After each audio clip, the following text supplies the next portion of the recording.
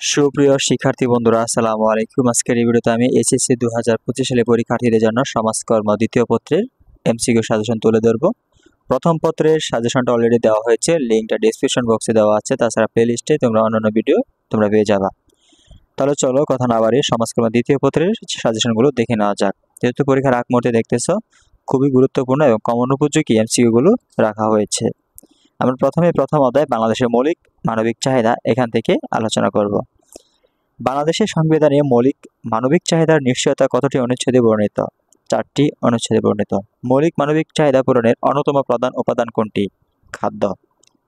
কোন অনুচ্ছেদে অন্ন, বস্ত্র, বাসস্থান, শিক্ষা ও চিকিৎসা বিষয়ে বলা হয়েছে? 16তম অনুচ্ছেদে। মৌলিক চাহিদার মধ্যে কোনটি সামাজিক নিরাপত্তার সাথে সম্পর্কযুক্ত? মৌলিক চাহিদার সাথে বাসস্থান, এটি খুবই সম্পর্কযুক্ত। বাংলাদেশের মৌলিক চাহিদা পূরণে সর্বাধিক অবদান কোনটি রাখে? সরকার। শিক্ষা মানুষের কোন উন্নয়নের পূর্বশর্ত? শিক্ষা হচ্ছে মানুষের সামগ্রিক উন্নয়নের পূর্বশর্ত। মানবিক চাহিদা পূরণের দৃষ্টিকোণ থেকে সবচেয়ে মৌলিক চাহিদা কোনটি? খাদ্য। দরিদ্র সীমার নিচে বসবাসকারী জনগোষ্ঠীকে সহায়তার জন্য কোন কর্মসূচি নেওয়া হয়? বিজিএফ। মানব উন্নয়ন সূচক নির্ধারণে কোনটি বিবেচিত হয় না? বিনোদন। মৌলিক চাহিদা পূরণ ব্যর্থ হলে এর প্রভাব পড়ে সমাজের সর্বস্তরে। মৌলিক চাহিদা পূরণে সরকার যেসব পরিকল্পনা নেয় সেগুলোকে কি বলা হয়? সেগুলোকে বলা হয় উন্নয়ন পরিকল্পনা কর্মসূচি। জাতিসংঘের মতে মৌলিক মানবিক চাহিদা কয়টি? 5টি। কোনটি মৌলিক চাহিদার অন্তর্ভুক্ত নয়? ফ্যাশন। তবে চিকিৎসা, খাদ্য, বস্ত্র, চিকিৎসা এগুলো কিন্তু মৌলিক চাহিদার অন্তর্ভুক্ত হয়। এবং মৌলিক চাহিদা 5টি কোনগুলো সেগুলো তোমরা অবশ্যই শিখে নিও। তো ফ্যাশন এটা কোনো মৌলিক চাহিদা নয়। খাদ্য নিরাপত্তা অর্জনের জন্য কোনটি প্রয়োজন? পুষ্টিকর খাদ্য। মৌলিক চাহিদা পূরণের জন্য বাংলাদেশের সরকার গৃহীত একটি প্রকল্প কি? ঘরে ঘরে বিদ্যুৎ। স্বাস্থ্যসেবা পাওয়ার অধিকার হলো মৌলিক অধিকার। কোনটি মৌলিক চাহিদা পূরণের জন্য একটি প্রতিবন্ধকতা? দারিদ্র্য। সমাজকর্মে মৌলিক চাহিদা পূরণ গুরুত্বপূর্ণ কেন? মানবিক উন্নয়নের জন্য। সামাজিক কর্মসূচির একটি উদাহরণ হচ্ছে বয়স্ক ভাতা।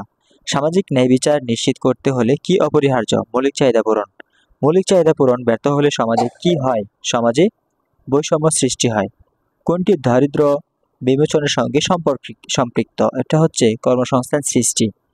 মৌলিক চাহিদা পূরণে সরকার কোন অর্থনৈতিক খাতকে অগ্রাধিকার দেয়? শিক্ষা ও স্বাস্থ্য।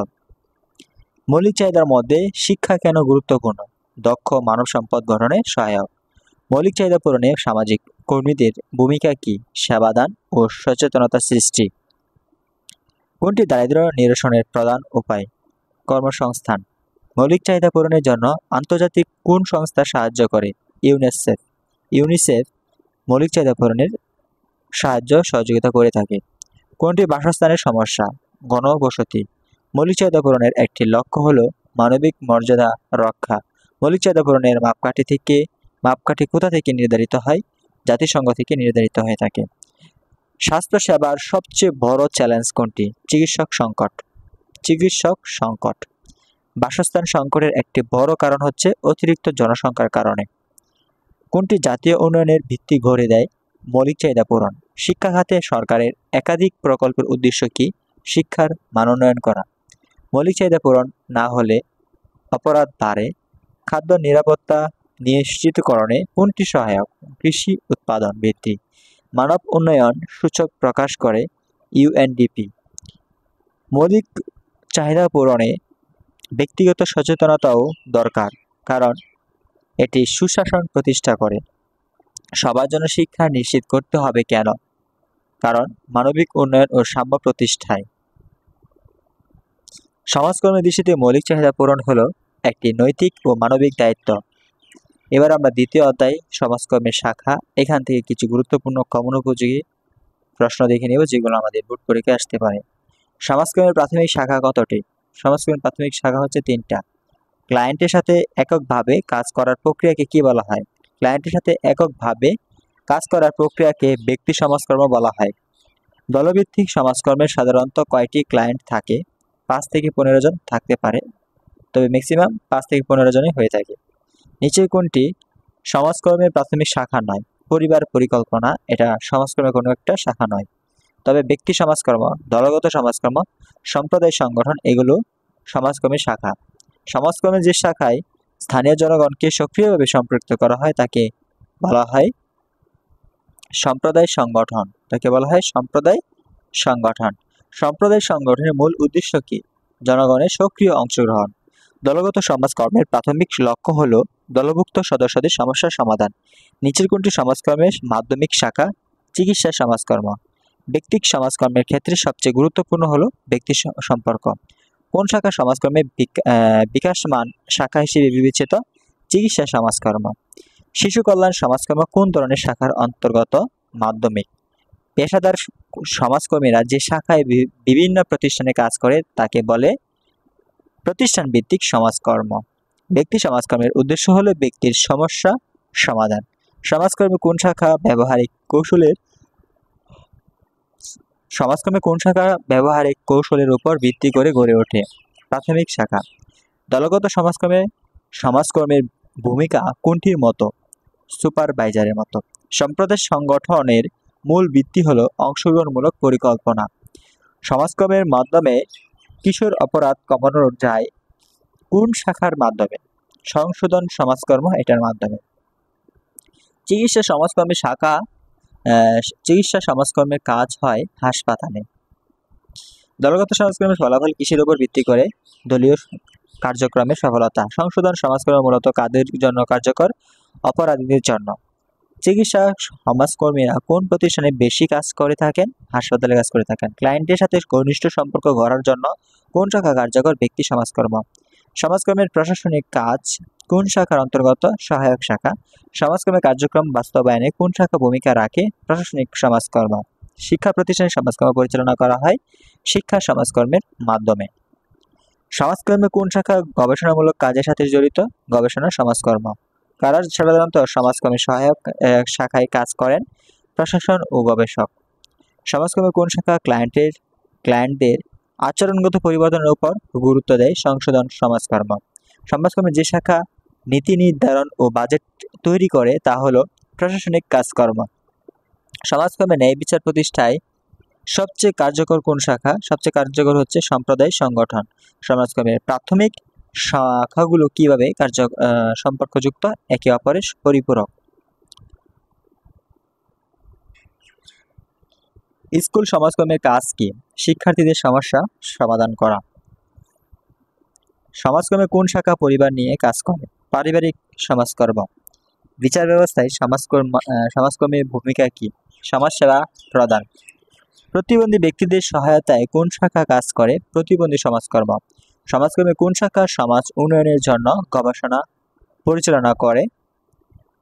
গবেষণা সমাজকর্ম। কারাগারে সমাজকর্ম পরিচালিত হয় সংশোধন সমাজকর্মের মাধ্যমে। একজন সমাজকর্মী স্থানীয় জনগণের চাহিদা মূল্যায়ন করেন কোন শাখায়? সম্প্রদায় সংগঠন।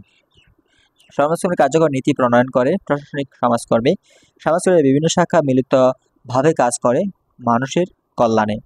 এবার আমরা বন্ধুরা তৃতীয় অধ্যায় সামাজিক সমস্যা সমাধানে সমাজকর্মের অনুশীলন এখান থেকে কিছু গুরুত্বপূর্ণ কমন উপযোগী প্রশ্ন এমসিকিউ প্রশ্ন দেখে নিব যেগুলো আমাদের পরীক্ষায় আসতে পারে, এবং এখানে আমি রেখেছি খুবই গুরুত্বপূর্ণ এবং বোর্ডে কমন পড়বে এমন কমন উপযোগী অনেক ইম্পর্টেন্ট প্রশ্নগুলো কিন্তু এখানে রাখা হয়েছে। সমাজকর্মের মাধ্যমে সামাজিক সমস্যা সমাধানের পদ্ধতি হলো সুসংগঠিত ও পরিকল্পিত। সামাজিক সমস্যা বলতে বোঝায় সমাজে বিরূপ প্রভাব ফেলে এমন অবস্থা। সমাজকর্ম অনুশীলন প্রথম ধাপ হলো সমস্যা চিহ্নিতকরণ। নিচের কোনটি একটি সামাজিক সমস্যা নয়? নিচের কোনটি একটি সামাজিক সমস্যা নয়? ব্যবসা বৃদ্ধি। সমস্যার উৎস অনুসরণ করা হয় কোন ধাপে? নির্ণয় পর্যায়ে। সমাজকর্মী যখন ক্লায়েন্টকে নিজে সিদ্ধান্ত নিতে সহায়তা করেন তখন তা হয় সক্ষমতা বৃদ্ধি। কোনটি সমাজকর্মের মূল কৌশল নয়? বিচার প্রদান। সমাজকর্মের প্রধান উদ্দেশ্য হল ব্যক্তির কল্যাণ ও সমাজের উন্নয়ন। সমাজকর্মের প্রাথমিকভাবে কিসের উপর ভিত্তি করে কাজ করে? মানবিক মূল্যবোধ। মাদকাসক্তি একটি সামাজিক সমস্যা। সমাজকর্মের অনুসরণে কিসের মাধ্যমে ক্লায়েন্টের চাহিদা নিরূপণ করা হয়? সাক্ষাৎকারের মাধ্যমে। পুনর্বাসন কার্যক্রম সমাজকর্মে কোন পর্যায়ে পড়ে? প্রয়োগ পর্যায়ে পড়ে।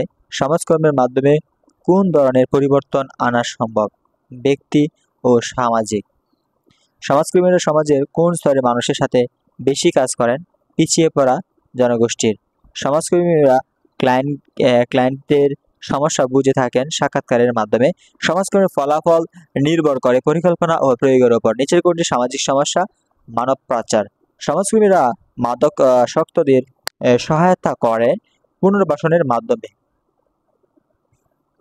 নিচের কোনটি সামাজিক সমস্যা সমাধানের ক্ষেত্রে সমাজকর্মের কৌশল? সমস্যা নিরূপণ। সমাজকর্মে ক্লায়েন্টদের চাহিদা মূল্যায়নের কাজটি করা হয় নির্ণয় পর্যায়ে। বন্ধুরা, আপনারা যারা অন্য যে সাবজেক্টগুলো আছে বাংলা সহ আইসিটি, সেই সাবজেক্টগুলো যদি এমসিকিউ সাজেশন ভিডিও দেখতে চান তাহলে অবশ্যই চ্যানেলটি সাবস্ক্রাইব করে রাখুন। অলরেডি ভিডিও আপলোড করা হয়েছে, অবশ্যই আপনারা প্লেলিস্ট চেক করুন এবং চ্যানেলটি সাবস্ক্রাইব করুন। পাশে থাকা বেল আইকনটি প্রেস করে রাখুন। যখন নতুন করে ভিডিও আপলোড করব আপনাদের কাছে নোটিফিকেশন পৌঁছে যাবে। এবং ভিডিওগুলো আপনাদের বন্ধুদের সাথে শেয়ার করুন যাতে তারাও এই ভিডিওটা পেয়ে উপকৃত হতে পারে। এই শিক্ষাগুলো ছড়িয়ে দিন প্রতিটা ঘরে ঘরে। আপনার বন্ধুদের সাথেও আপনার এই শিক্ষামূলক ভিডিওটা শেয়ার করুন যাতে তারাও প্রত্যেকে উপকৃত হতে পারে। আবারও বলতেছি, অন্যান্য ভিডিও দেখতে অবশ্যই চ্যানেলটি সাবস্ক্রাইব করে রাখুন। এবং অলরেডি সকল ভিডিও আপলোড করা হয়ে গেছে, পরীক্ষা শেষ পর্যায়ে চলে আসছে। এখন আপনারা হয়তো অনেকে ভিডিওটা পরীক্ষার আগের দিনও দেখতেছেন, তো বলবো যে বাকি যে পরীক্ষাগুলো আছে সেই পরীক্ষাগুলো কিন্তু এমসিকিউ সাজেশনের ভিডিও অলরেডি আপলোড করা হয়েছে। তো অবশ্যই আপনারা প্রত্যেকটা ভিডিও দেখে নেবেন। অবশ্যই এসএসসি 2025 সাজেশন এই প্লেলিস্টটা চেক করলে আপনারা যাবতীয় সাজেশনের ভিডিওগুলো পেয়ে যাবেন। তো আবার বলতেছি, সমাজকর্মে ক্লায়েন্টদের চাহিদা মূল্যায়নের কাজটি করা হয় নির্ণয় পর্যায়ে। সমাজকর্মীরা সমস্যার সমাধানে ক্লায়েন্টদের সাথে কাজ করেন অংশীদার হিসেবে। দারিদ্র্য বিমোচনে সমাজকর্ম কিভাবে কাজ করে? সচেতনতা ও সমাজকর্ম সৃষ্টি করে। সমাজকর্মের চূড়ান্ত ধাপ কোনটি? মূল্যায়ন। সমাজকর্মের প্রয়োগ পর্যায়ে সাধারণত কি করা হয়? পরিকল্পিত কর্মসূচি বাস্তবায়ন। সমাজকর্মীরা সমস্যার সমাধান কিভাবে করেন? বিজ্ঞানসম্মত কৌশলে। আরেকটা কথা বলতে ভুলে গেছি, কৃষি শিক্ষা যাদের আছে, তো কৃষি শিক্ষার কিন্তু অলরেডি সাজেশনের কাজ শেষ, তো এবং দ্বিতীয় পত্রের কাজটা এখনো শেষ করা হয় নাই। যদি আপনারা চান তাহলে আমি খুব দ্রুত দ্বিতীয় পত্রের সাজেশনটা শেষ করে প্রথম পত্র এবং দ্বিতীয় পত্রের ভিডিও আপলোড করব। যদি আপনাদের কারো যদি কৃষি শিক্ষা প্রথম পত্র দ্বিতীয় পত্রের ভিডিও লাগে সাজেশন, তাহলে অবশ্যই আমাকে কমেন্ট করে জানাবেন। তো সেটার উপর ভিত্তি করতেছে যে ভিডিও আসবে কি আসবে না। তো অবশ্যই চোখ রাখুন BD24 স্কুল ইউটিউব চ্যানেলে। তো আপনারা চ্যানেলের সাথে থাকুন, চ্যানেলটি সাবস্ক্রাইব করে পাশে থাকা বেল আইকনটি প্রেস করে রাখুন। সমাজকর্মের অনুশীলনে সাক্ষাৎকার গ্রহণের প্রধান উদ্দেশ্য কি? ক্লায়েন্ট সম্পর্কে তথ্য সংগ্রহ। কোন ধাপে ক্লায়েন্টের অগ্রগতি মূল্যায়ন করা হয়? মূল্যায়ন। সমাজকর্মে কেস ওয়ার্ক পদ্ধতি কাজ করা হয় একক ক্লায়েন্টের সাথে। সামাজিক সমস্যা সমাধানে সমাজকর্মের ভিত্তি কি? মানবিকতা ও সহানুভূতি। সমাজকর্মের মাধ্যমে সবচেয়ে বেশি গুরুত্ব দেওয়া হয় ক্লায়েন্টের ক্ষমতায়নে। সমাজকর্মের ব্যবহারিক প্রয়োগ ঘটে মাঠ পর্যায়ে। কোনটি সামাজিক সমস্যার মূল কারণ? দারিদ্র্য। সমাজের মাধ্যমে শিশু শ্রম প্রতিরোধ করা যায়। শিক্ষার সুযোগ সৃষ্টি করে। সমাজকর্মীরা সমাজের কোন অংশে বেশি গুরুত্ব দেয়? দুর্বল ও প্রান্তিক জনগোষ্ঠী। কোনটি সমস্যা সমাধানের একটি ধাপ নয়, আয় বৃদ্ধি এটা। সমাজকর্মীর মূল শক্তি হলো নৈতিকতা ও মানবিকতা। সমাজকর্মীরা তথ্য সংগ্রহ করেন পর্যবেক্ষণ ও সাক্ষাৎকারের মাধ্যমে। সমাজকর্মীর কর্মপরিকল্পনা তৈরি করা হয় নির্ণয় পর্যায়ে। সমাজকর্মীরা ক্লায়েন্টকে উদ্বুদ্ধ করেন আত্মনির্ভরশীল হতে। সমাজকর্মের সমন্বয়ের কাজটি করা হয় প্রয়োগ পর্যায়ে। বন্ধুরা, এই পর্যায়ে আমরা চতুর্থ অধ্যায় সামাজিক সমস্যা প্রতিরোধ এবং সামাজিক প্রতিষ্ঠান ও সংস্থা, এখান থেকে কিছু গুরুত্বপূর্ণ এমসিকিউ দেখব। সামাজিক সমস্যার প্রতিরোধের প্রথম ধাপ কোনটি? জনসচেতনতার সৃষ্টি। নিচের কোনটি সামাজিক সমস্যা প্রতিরোধের কার্যকর ভূমিকা রাখে? শিক্ষা। সামাজিক প্রতিষ্ঠানের উদ্দেশ্য হলো সামাজিক শৃঙ্খলা বজায় রাখা। সমাজে নিয়ম শৃঙ্খলা বজায় রাখে সামাজিক প্রতিষ্ঠান। কোনটি একটি প্রাতিষ্ঠানিক সংস্থা? পরিবারের একটি প্রাতিষ্ঠানিক সংস্থা। ক্লাব, বেকার যুবক, ফুটবল দল, এগুলো কিন্তু প্রাতিষ্ঠানিক সংস্থা নয়। তবে পরিবার কিন্তু আমাদের একটি প্রাতিষ্ঠানিক সংস্থার মধ্যে পড়ে অন্তর্গত। পরিবার একটি প্রাথমিক সামাজিক প্রতিষ্ঠান, খেয়াল রাখতে হবে। তো এখানে আমরা অনেকেই ভুল করে থাকি, পরিবারকে আমরা ভাবি যে কোনো সংস্থায় নয়, কিন্তু পরিবার কিন্তু একটা প্রাথমিক সামাজিক প্রতিষ্ঠান। এখান থেকে আমরা অনেক কিছু শিখি। পরিবার হচ্ছে আমাদের প্রথম স্কুল, প্রথম বিদ্যালয়। সামাজিক সমস্যা প্রতিরোধে স্কুলের ভূমিকা। নৈতিক শিক্ষা প্রদান। সামাজিক সমস্যার উদ্ভব হয় সমাজের অব্যবস্থাপনার ফলে। কোনটি সামাজিক সমস্যা নয়? এখানে উচ্চশিক্ষা লাভ এটা কোনো সামাজিক সমস্যা নয়, কিন্তু দারিদ্র্য, বেকারত্ব, মাদকাসক্তি, কিশোর গ্যাং সহ বিভিন্ন সমস্যা এগুলো কিন্তু সামাজিক সমস্যা। সামাজিক সংস্থার কাজ হলো জনকল্যাণ। তবে বর্তমানে সামাজিক সংস্থাগুলো কিন্তু মুনাফা অর্জন করতেছে। যাই হোক, সেই বিষয়ে কথা না বলি, আমরা সাজেশনটা দেখি। সামাজিক সমস্যা নিরসনের সবচেয়ে বেশি প্রয়োজন সমন্বিত উদ্যোগ। সামাজিক সমস্যা প্রতিরোধে কোনটি অপরিহার্য? জনসচেতনতা। মাদকাসক্তি প্রতিরোধে প্রাথমিক প্রতিষ্ঠান কোনটি? পরিবার। সমাজে সামাজিক নিয়ম কানুন প্রতিষ্ঠা করে সামাজিক প্রতিষ্ঠান। নিচে কোনটি একটি সামাজিক সংস্থা? Red crescent. সামাজিক সমস্যা প্রতিরোধে এনজিওর ভূমিকা সচেতনতামূলক কার্যক্রম।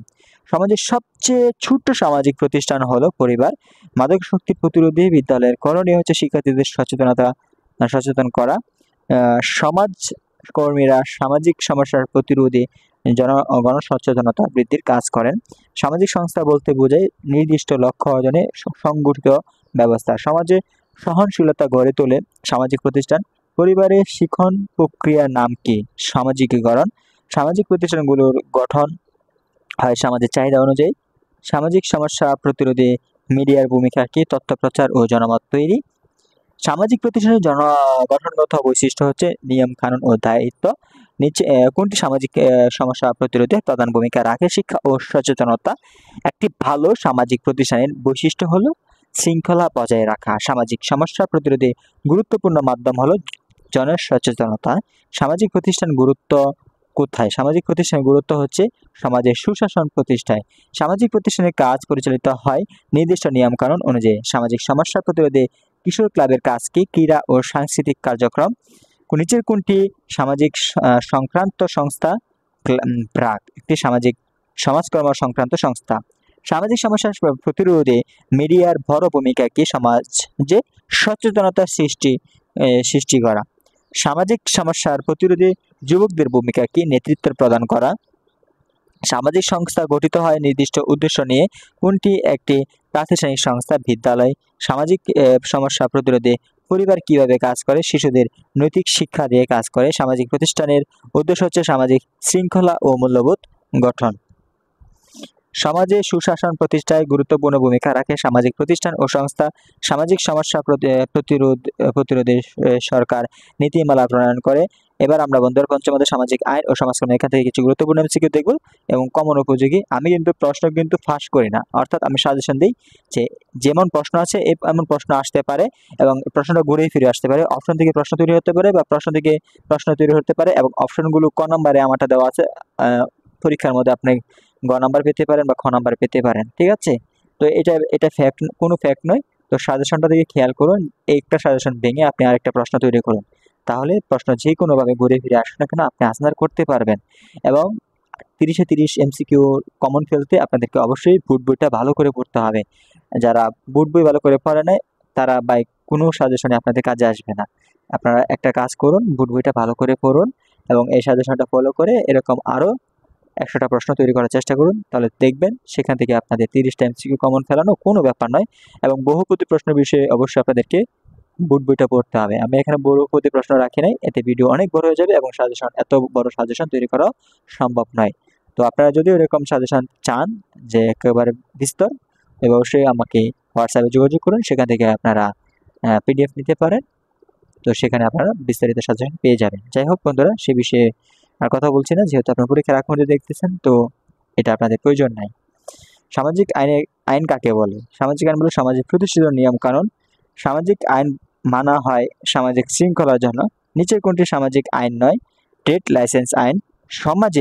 সমাজকর্মে সামাজিক আইনের প্রয়োগ ঘটে সমস্যা সমাধানে। সমাজকর্মীরা আইন জানে কেন? সমাজকর্মীরা আইন জানে কারণ হচ্ছে সঠিকভাবে কাজ করতে তারা আইনটা জেনে তারপরে সমাজকর্মীরা তারা কাজ করতে পারে, তো তার জন্য তাদেরকে আইন জানতে হয়। সামাজিক আইনের উদাহরণ কোনটি? নারী ও শিশু নির্যাতন দমন আইন। সমাজে আইন না থাকলে বিশৃঙ্খলা দেখা দেয়। সমাজকর্মীর অন্যতম হাতিয়ার হচ্ছে আইন। আইন হচ্ছে সমাজকর্মীর একটি অন্যতম হাতিয়ার। শিশু আইন 2013 এর লক্ষ্য কি? শিশু আইনে 2013 এর লক্ষ্য হচ্ছে শিশুর অধিকার রক্ষা করা।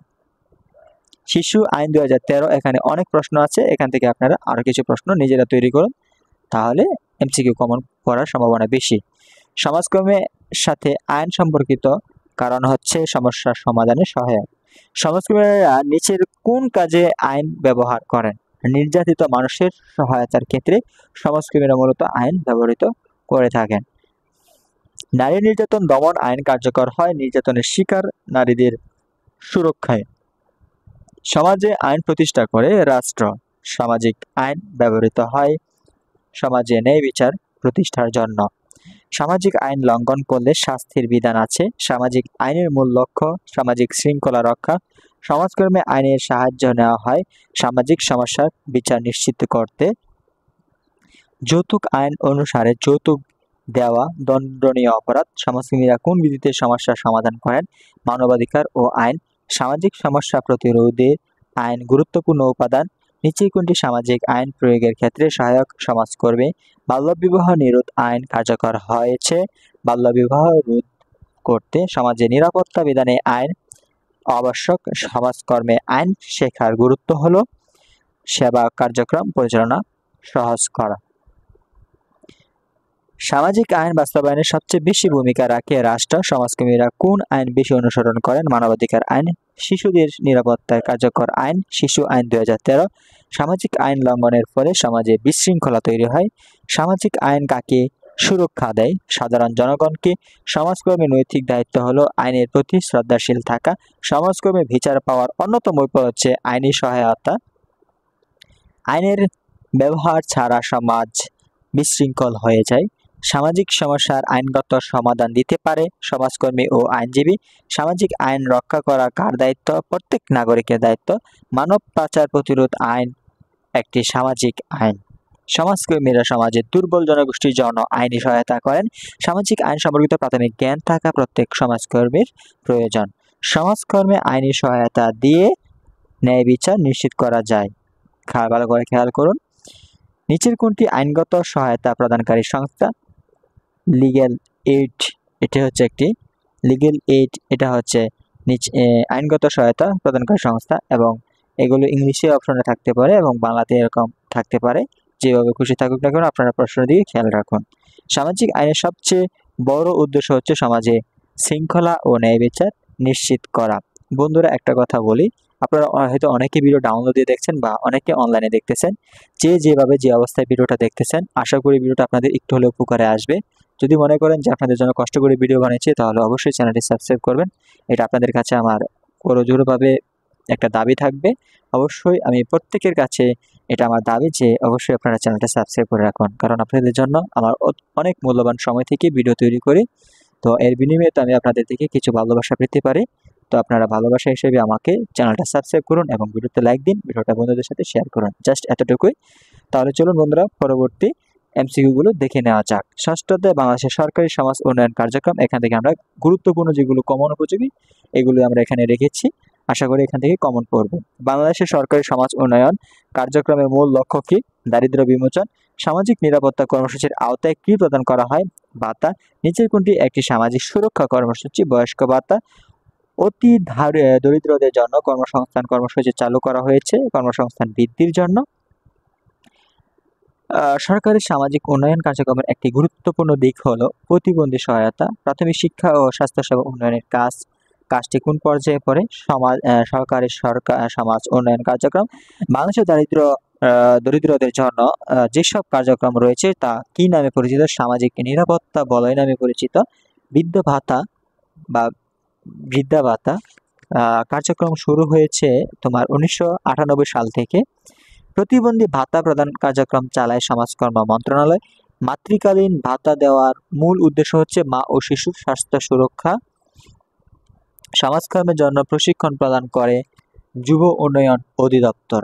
তো বন্ধুরা, তোমরা যারা ইন্টারমিডিয়েট পাস করে চাকরি বাকরি করতে চাও, তারা অবশ্যই যুব উন্নয়ন থেকে তোমরা ট্রেনিং নেবা, সেখান থেকে তোমরা যে কোনো কাজ সহজে পেয়ে যাবে। ভালো ভালো জবের এখানে সুযোগ রয়েছে। তোমরা অবশ্যই যুব উন্নয়নের অধিদপ্তর থেকে তোমরা অবশ্যই ট্রেনিং নিও। 2 মাসের বা 1 মাসের বা 3 মাসের একটা ট্রেনিং আছে। তোমরা সেখানে অংশগ্রহণ করে তোমরা নিজের স্কিলটা বৃদ্ধি করো এবং ইন্টারমিডিয়েট পরীক্ষার পরে কিন্তু তোমরা সেখান থেকে যুব উন্নয়নে গিয়ে অবশ্যই আবেদন করে সেখানে তোমরা ভালো একটা জব নিবা।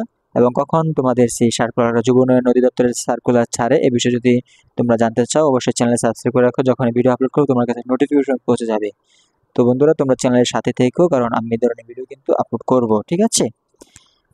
বিজিডি কর্মসূচির উদ্দেশ্য হচ্ছে খাদ্য সহায়তা প্রদান। সমাজসেবা অধিদপ্তর কাজ করে সমাজ উন্নয়নে। মহিলা বিষয়ক অধিদপ্তর কোন বিষয়ে কাজ করে? নারীর ক্ষমতায়ন। সরকার প্রতিবন্ধীদের জন্য কি করে? আর্থিক সহায়তা দেয়। বেদে ও অনগ্রসর জনগোষ্ঠী পুনর্বাসন কার্যক্রমের উদ্দেশ্য সামাজিক অন্তর্ভুক্তি।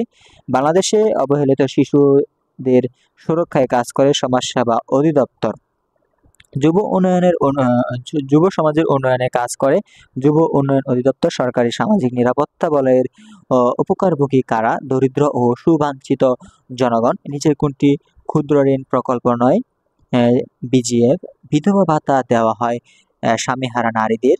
সমাজ উন্নয়ন কার্যক্রমের সবচেয়ে গুরুত্বপূর্ণ উদ্দেশ্য দরিদ্র জনগোষ্ঠীর ক্ষমতায়ন। সামাজিক নিরাপত্তা কর্মসূচির একটি উদাহরণ হলো খাদ্য বান্ধব কর্মসূচি। বঙ্গবন্ধু সমাজ কল্যাণ পরিষদ কোন কাজের সাথে জড়িত? সমাজ সেবা। এই প্রশ্নটা খুব একটা ইম্পর্টেন্ট নয় এই বছরের জন্য, যাই হোক তারপরে তোমরা জেনে রাখো। দরিদ্র শিক্ষার্থীদের জন্য উপবৃত্তি চালু হয় শিক্ষার সুযোগ তৈরি করতে। অনগ্রসর জনগোষ্ঠীকে সহায়তা দেওয়া হয় সামাজিক ন্যায় প্রতিষ্ঠার জন্য। বিজিএফ এর অর্থ হলো vulnerable গ্রুপ ফিডিং। যাত্রাপথে নারীদের নিরাপত্তা নিশ্চিত করতে উদ্যোগ নারী ও শিশু মন্ত্রণালয়। যদিও বা বর্তমানে বাংলাদেশে নারী ও শিশুদের উপর সবচেয়ে বেশি খারাপ আচরণটা হয়ে থাকে এবং তারা এতটা নিরাপদ নয়। সরকারি পৃষ্ঠপোষকতায় সমাজ উন্নয়নের কার্যক্রম পরিকল্পিতভাবে পরিচালিত হয়। গৃহিণীদের জন্য বাসস্থান প্রকল্প, আশ্রয়ন প্রকল্প। যেসব পরিবার অতি দরিদ্র তাদের জন্য রয়েছে খাদ্য সহায়তা ও ভাতা। সমাজ উন্নয়ন কর্মসূচির সুফল পেতে হলে দরকার স্বচ্ছতা ও জবাবদিহিতা। সরকারি সমাজ উন্নয়ন কার্যক্রমের পরিপূরক কারা? এনজিও। একটি বাড়ি একটি খামার প্রকল্পের লক্ষ্য পারিবারিক আয়ের উন্নয়ন। সমাজ উন্নয়নের তথ্য ও যোগাযোগ প্রযুক্তি ব্যবহার প্রগতির লক্ষণ। প্রবীণদের সহায়তার জন্য সরকার দেয় বৃদ্ধ ভাতা দিয়ে থাকে। পেনশন না চাকরি না তারা মুভি টিকিট এগুলো দেয় না, কিন্তু পেনশন ভাতা দিয়ে থাকে এবং আরও কিছু গুরুত্বপূর্ণ অপশন থাকতে পারে। তো আমি শর্টকাট রেখেছি সাধারণভাবে বোঝার জন্য। তো এখানে আরও এমন কিছু অপশনে থাকে যে মনে হয় যেন এটাই সঠিক, কিন্তু তোমরা অবশ্যই সঠিকটা ভালো করে খেয়াল রাখো, প্রশ্নটা বুঝো এবং বুঝে শুনে আনসার দিবা। দেখা যায় যে সেম টু সেম অপশনে মিল থাকে, তবে কোনটা সঠিক সেটা বুঝে শুনে আনসার দিবে। এবং পরীক্ষার হলে কিভাবে মাথা ঠান্ডা রাখতে হয় এই বিষয়ে কিন্তু ভিডিও আপলোড করা হচ্ছে এবং কিভাবে আমরা সঠিক নিয়মে এমসিকিউ দিয়ে আসবো এমসিকিউ বিষয়ে অনেক ভিডিও আপলোড করা আছে। ভিডিও চ্যানেলে ঘুরে আসো, অনেক ভিডিও তোমরা দেখতে পাবা। সরকারি কার্যক্রম বাস্তবায়নের সবচেয়ে গুরুত্বপূর্ণ প্রতিষ্ঠান স্থানীয় সরকার। সামাজিক নিরাপত্তার বলয় প্রথম চালু হয় ষষ্ঠ পঞ্চবার্ষিক পরিকল্পনায়। সরকারি সমাজ উন্নয়ন কার্যক্রমে জনগণের অংশগ্রহণ অপরিহার্য। সরকারি সামাজিক উন্নয়ন কর্মসূচির কার্যকর প্রয়োগ প্রধান চ্যালেঞ্জ হচ্ছে দুর্নীতি ও অব্যবস্থাপনা। এবার আমরা বন্ধুরা সপ্তম অধ্যায় বাংলাদেশের বেসরকারি সমাজ উন্নয়ন কার্যক্রম, এখান থেকে কিছু গুরুত্বপূর্ণ এমসিকিউ দেখব। বন্ধুরা এনজিও শব্দটির পুনরূপ তোমরা অবশ্যই জানো, যারা জানো না তারা ভালো করে খেয়াল রাখো। নন গভর্নমেন্টাল অর্গানাইজেশন, বানানের দিকে খেয়াল করো, স্পেলিংটা ভালো করে খেয়াল করো, তাহলে কিন্তু আমরা ভুল হওয়ার সম্ভাবনা কম থাকবে, ঠিক আছে। এনজিও এবং অবশ্যই তোমাদের বইয়ে যতগুলো পূর্ণরূপ আছে, শর্ট ফর্ম আছে, সেগুলো পূর্ণরূপ অর্থাৎ ফুল ফর্ম তোমরা জেনে নেবা, তাহলে দেখা যাবে যে এমসিকিউ না হলে তোমাদের জ্ঞানমূলকে কমন পড়তে পারে, অবশ্যই কমন পড়বে। বাংলাদেশের এনজিও সমূহের মূল উদ্দেশ্য কি? সমাজ উন্নয়ন। নিম্নের কোনটি একটি সামাজিক আন্তর্জাতিক এনজিও? আন্তর্জাতিক ওয়েব কিন্তু একটা আন্তর্জাতিক এনজিও। ব্র্যাক প্রতিষ্ঠিত হয় 1972 সালে। এনজিও সমূহ কিসের মাধ্যমে কাজ করে? প্রকল্প ভিত্তিক কার্যক্রম তারা পরিচালনা করে। আশা কোন ধরনের প্রতিষ্ঠান? আশা হচ্ছে বেসরকারি উন্নয়ন সংস্থা। এনজিও সমূহের অন্যতম প্রধান লক্ষ্য হচ্ছে দারিদ্র্য বিমোচন। গ্রামীণ ব্যাংকের প্রতিষ্ঠাতা হচ্ছে ডক্টর মোহাম্মদ ইউনুস। এনজিও সমূহের নিচের কোনটির খাতে কাজ করে? স্বাস্থ্য, শিক্ষা ও নারীর ক্ষমতায়ন। ক্ষুদ্র ঋণ কর্মসূচির সুবিধা কি? স্বনির্ভরতা অর্জন।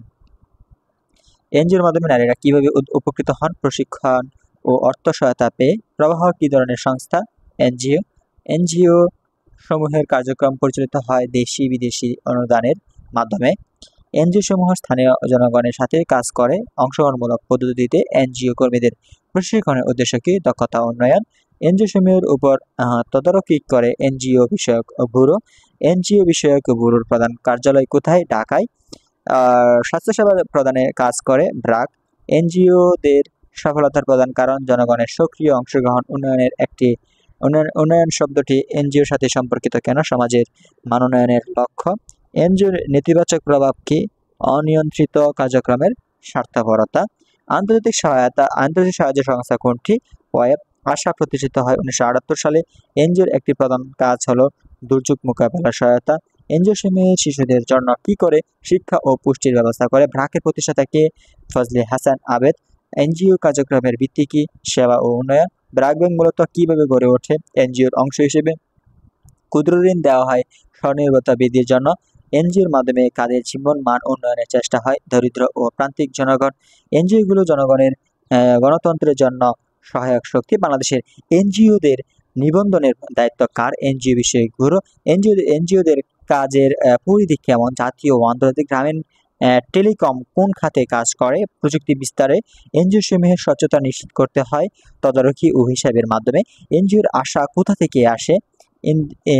এনজিওদের আয় আসে তোমার অনুদান ও ঋণ থেকে। জনসচেতনতা বৃদ্ধি। এনজিও কি করে? প্রচার ও প্রশিক্ষণ দিয়ে থাকে। এনজিওদের উন্নয়ন পরিকল্পনায় জনগণের কি ভূমিকা? সক্রিয় অংশগ্রহণ। দুর্যোগ ব্যবস্থাপনার সময় এনজিও উদ্ধার ও সহায়তা দেয়। বাংলাদেশের সবচেয়ে বড় এনজিও কোনটি? ব্র্যাক। এবার আমরা বন্ধুরা অষ্টম অধ্যায় বাংলাদেশের আন্তর্জাতিক সংস্থার সমাজ উন্নয়ন কার্যক্রম এখান থেকে এমসিকিউ দেখব। বন্ধুরা একটা কথা বলি, আমি কিন্তু সম্পূর্ণ বইয়ের সিলেবাস অনুযায়ী মানে প্রত্যেকটা অধ্যায় বিধি কিন্তু আমি সাজেশনে রেখেছি কমন উপযোগী।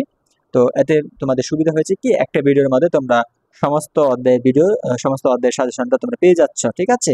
তো যদি আমি আলাদা আলাদা করে ভিডিও তৈরি করতাম তাহলে দেখা যেত যে তুমি সপ্তম অধ্যায় পেতা না, বা দেখা যেত তৃতীয় অধ্যায় তুমি খুঁজে পেতা না। তো আমি একটা ভিডিওর মধ্যে সবগুলো অধ্যায় রেখেছি যাতে করে ভিডিওটা বড় হোক, যাতে সম্পূর্ণ বইটা তোমাদের বইয়ের যতগুলো অধ্যায় আছে সিলেবাস অনুযায়ী সমস্ত অধ্যায়ের প্রশ্নগুলো যাতে তোমরা একসাথে পাও সেই দিকে খেয়াল করে। আমার হয়তো বা ভিডিওটা তৈরি করতে অনেক কষ্ট হচ্ছে, কারণ অনেক লং ভিডিও, অনেক কথা বলতে হয়, একটানা কথা বলতে হচ্ছে। যাই হোক, কষ্ট হলেও কিছু করার নেই, তো তোমাদের জন্য ভিডিও তৈরি করতেছি। তো এটাই সুবিধা, তোমরা হয়তো অনেকে বোর হয়ে যাও যে এত বড় ভিডিও কেন। তো এই একটা কারণে, কারণ আমরা চাই যে আমরা শর্টকাটে সবকিছু একসাথে পাওয়ার জন্য। তো আমি এই চিন্তা করে তোমাদের সময় বাঁচানোর জন্য, যাতে তোমাদের সার্চ দিয়ে আবার তৃতীয় অধ্যায় খুঁজতে না হয়, দ্বিতীয় অধ্যায় প্রথম অধ্যায় খুঁজতে না হয়, আমি কিন্তু এই জন্যই রেখেছি ভাবে। ঠিক আছে, আশা করি বুঝতে পেরেছো এবং তোমাদের সুবিধা হয়েছে। বাংলাদেশের জাতিসংঘের উন্নয়ন কার্যক্রম পরিচালিত হয় ইউএনডিপির মাধ্যমে। ইউএনআইসিএফ অর্থাৎ ইউনিসেফের প্রধান লক্ষ্য হচ্ছে শিশু ও মাতৃসেবা। এফএও এর অর্থাৎ ফাও বলি আমি এটাকে, ফাও এর কাজ হলো খাদ্য ও কৃষি উন্নয়ন। ডব্লিউএইচও এর কোন খাতে কাজ করে? স্বাস্থ্য। ইউনেস্কো মূলত কাজ করে শিক্ষা, বিজ্ঞান ও সংস্কৃতি উন্নয়নে। এবং প্রত্যেকটা তোমরা শর্ট ফর্মের পূর্ণরূপ তোমরা জেনে নেবে। ইউনেস্কোর পূর্ণরূপ কি এগুলো কিন্তু জানতে হবে। যদিও বলবো যে খুব একটা ইম্পর্টেন্ট নয়, তবে কিন্তু এগুলো কিন্তু ইম্পর্টেন্ট, আসতেই পারে। এটা হচ্ছে ইন্টারমিডিয়েট পরীক্ষা, যে কোনো প্রশ্ন তোমাদের আসতে পারে, তো কোনো কিছু বাদ দেওয়া যাবে না। ঠিক আছে, যারা তোমরা প্লাস পেতে চাও, ভালো একটা রেজাল্ট অর্জন করতে চাও, 30-30 পেতে চাও, তাদেরকে কোনো কিছু বাদ দেওয়া যাবে না, ঠিক আছে।